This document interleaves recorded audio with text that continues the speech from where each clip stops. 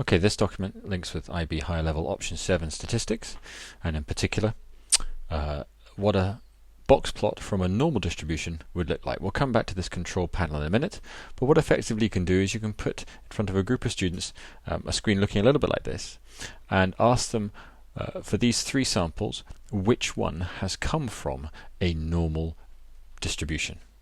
Now at the moment they all look quite different.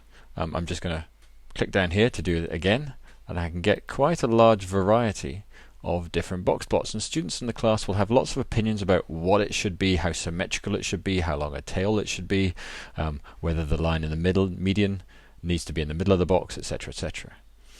And what the teacher can then do, ultimately, is reveal to them is that they are all samples from a normal distribution. And if we were to increase the sample size from 5, which is what it was, up to something a little bit more meaningful, say like 30, the box plots start to take a far more similar shape, a uniform shape, but they are still all box plots from a normal distribution. If you want to see a few more on show, we can up the number of categories. We can have up to 10 categories, which will show you 10 box plots.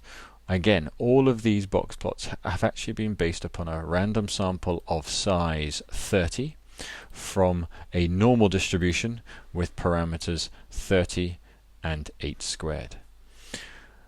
So the purpose of this is to possibly show students that if they're ever having to prove that a set of data has come from a normal distribution, a box plot is a very useful tool, because you can pretty much get any box plot if you take a sample from a normal distribution.